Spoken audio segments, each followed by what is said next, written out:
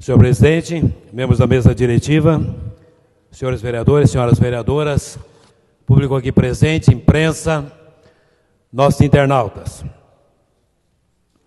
Senhor presidente, hoje eu venho a essa tribuna para fazer um comentário sobre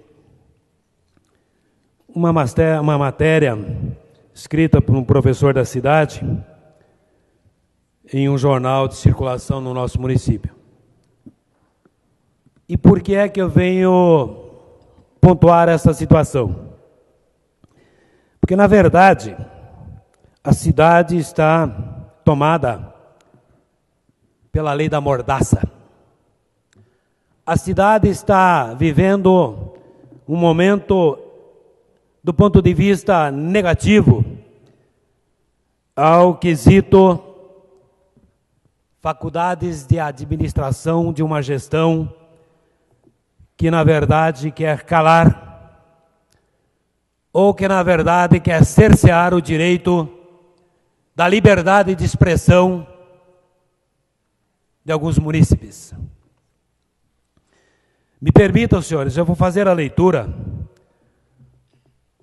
deste texto, que eu julgo assim, cabe muito bem neste momento para a nossa cidade, e que aí todos façam as suas reflexões e possam entender nas entrelinhas a quem estou me reportando. Diz assim o texto: liberdade de imprensa e sigilo da fonte. Thomas Jefferson, terceiro presidente norte-americano e principal autor da Declaração da Independência, que inclusive foi ontem, né, que comemorou-se a independência dos Estados Unidos, o 4 de julho, afirmou, abre aspas, se me fosse dado decidir se devemos ter um governo sem jornais ou jornais sem governo, eu não hesitaria um momento em escolher a última alternativa. Fecha aspas. No ano de 1787. É notável a importância que os grandes homens dão à imprensa. Sobre o assunto, especial destaque merece o estudo da ligação entre liberdade de imprensa e sigilo da fonte, notadamente em razão dos avanços tecnológicos, quando se percebe que mais e mais os jornalistas têm se utilizado de blogs e sites para dar vazão às notícias. Na perspectiva jurídica, a Constituição Federal Brasileira, em seu artigo 5º, inciso 14º, estabelece que, abre aspas, é assegurado a todos o acesso à informação e resguardado o sigilo da fonte, quando necessário ao exercício profissional. Fecha aspas. Não é por outro motivo que o Código de Processo Penal, em seu artigo 406, estabelece que, abre aspas, a testemunha não é obrigada a depor de fatos, inciso 2º, a cujo respeito, por estado ou profissão, deva guardar sigilo. Fecha aspas. Assim, ao jornalista, tal como ao padre, ao pastor, ao médico ou advogado, é assegurado o direito de guardar sigilo sobre as pessoas que a ele forneceram informações.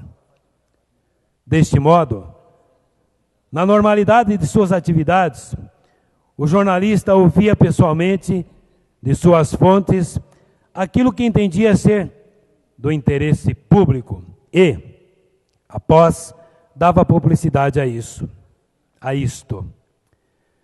Para manter o sigilo da fonte, bastava não revelar a pessoa e ter garantia legal de que não precisa quebrar o sigilo, ainda que convocado pelo judiciário. Mas e agora?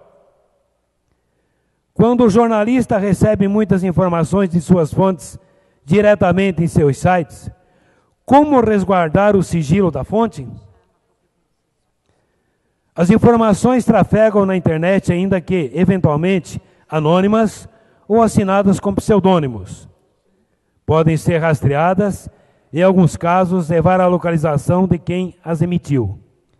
Deste modo, se vê que o sigilo da fonte, ao fugir de suas tradicionais bases, não tem mais a segurança que anteriormente detinha.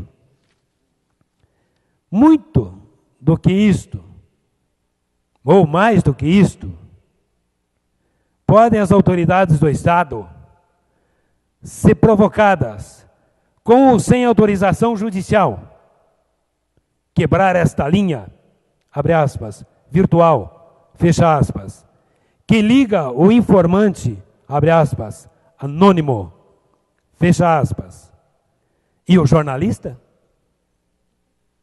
Pode? Eis a questão.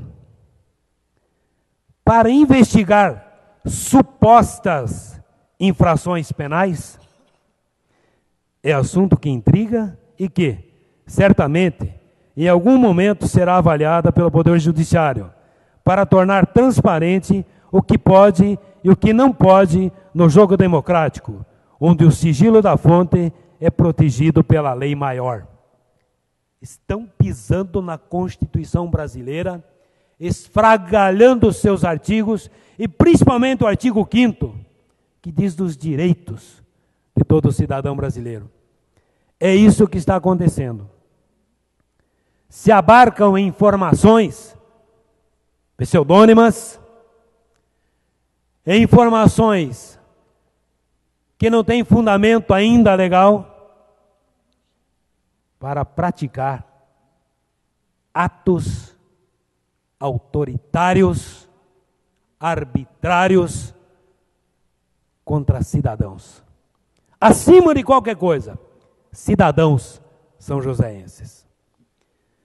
Muito bem postado este texto aqui, de professor de universidade e advogado da cidade, doutor Fabiano, que veio a calhar no que vem acontecendo ultimamente nesta cidade, por parte da administração, em especial do secretário da administração. Mas não bastasse isso, senhor presidente. Eu tenho que dizer ao senhor, a vossa excelência, e a todos aqueles que nos assistem e nos ouvem na internet, que não é somente a autoridade estadual ou estaduais, mas a autoridade municipal também tem botado suas mangas de fora e tem tentado cercear o direito de um professor se manifestar em sala de aula. É isso que tem acontecido na cidade, vereador Joel Almeida. O chefe do executivo quer dar um cala-boca em professor universitário. Ora, cuide da cidade, prefeito. Cuide da gestão pública. Não intervenha na administração privada, querendo prejudicar um professor universitário. Isto já aconteceu há vários dias, senhores. E eu estava me segurando. Mas não posso deixar passar batido. E sabe por quê? Porque eu sou professor, graças a Deus. E tenho experiência de mais de 20 anos em sala de aula. E quando alguma coisa vem à baila, vem à tona, na discussão da sociedade, seja ela em qual seara seja, nós temos que discutir. O professor é formador de opinião, e especialmente no mundo acadêmico, o professor não pode cercear o aluno da sua ação crítica. Que cidadãos, que profissionais nós queremos se nós cercearmos o direito da liberdade de expressão, seja do aluno ou seja do professor? Pois é, senhores. Mas aqui na cidade, nossa autoridade quer fechar a boca do professor. E manda para a instituição, inclusive, ofício, questionando o reitor e o próprio professor. Ora, o assunto tratado em sala de aula foi um assunto que foi evidente na cidade, vereador Silvio Monteiro. Foi notório e público, por mais que tenha sido de madrugada. Que foi a derrubada da prefeitura.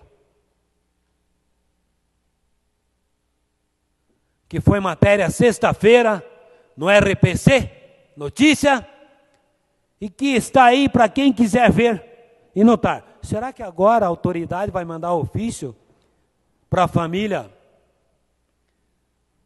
Pereira lá da RPC, vereador Fenemê, dizendo que o jornalista Sandro Dalpícolo, que fez a matéria, fecha a boca? Não fale mais nada? Isso é público. É público. Nós discutimos, nós comentamos, a cidade inteira comenta, seja na zona rural, na área central ou nas periferias. Isto esteve no jornal. Esteve na televisão. É matéria pública notória. Então, por que, de repente, querer cercear um profissional da educação? De ouvir e discutir, dentro da razoabilidade, vereador Silvio Monteiro, um assunto que foi polêmico na cidade. No entanto, mais uma vez está aí. O Ministério Público Estadual recebeu uma denúncia do fato que aconteceu da derrubada do prédio de 130 anos de existência na cidade. Não sou eu que estou falando. É só ir observar em loco. Que foi numa sexta para sábado de madrugada que aconteceu o fato. Então, lamentavelmente, senhores, a cidade são joséense, que é uma cidade que cresceu, amadureceu, progrediu, e hoje ostenta uma posição em nível estadual e nacional, e por que não dizer internacional, está sujeita a cerceamento da palavra, de expressão, da crítica, da liberdade, vereador Silvio Monteiro. Nós aqui temos uma democracia ou uma tirania? Nós aqui temos um sistema democrático ou temos uma ditadura?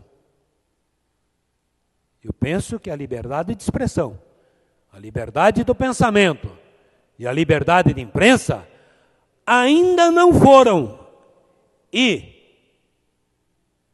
penso, torço que não serão caladas por atos institucionais nunca mais. A época dos AI-5 da vida foi lá no regime militar. Principalmente nos idos do governo Emílio Garrastazu Médici, general Ernesto Geisel. O Figueiredo até que no final já foi mais democrático, já promoveu a abertura. O general João Batista de Oliveira Figueiredo. Mas pelo jeito aqui nós estamos vivendo um momento que não é muito dos favoráveis à democracia e à liberdade, seja de expressão ou liberdade de imprensa. Ora, vereador Bira, as origens daqueles que estão postos hoje aí no poder em São José são remotas. As grandes esquerdas do final da década de 60 e 70, que sentiram na pele o cerceamento da liberdade, de ir e de vir, e de falar e de divulgar, lutaram para que isto não acontecesse mais no país. E, no entanto, desaprenderam a lição, que agora estão fazendo o inverso. É lamentável, senhores. É lamentável. Mas nós sabemos que mais que ninguém, o professor, e digo o profissional da educação, que abrange a todos, estes são os grandes formadores de opinião e que transformam e transformarão a cidade, o Estado e a nação. E que não devem jamais se calar às tentativas da mordaça municipal. Muito bom dia e obrigado.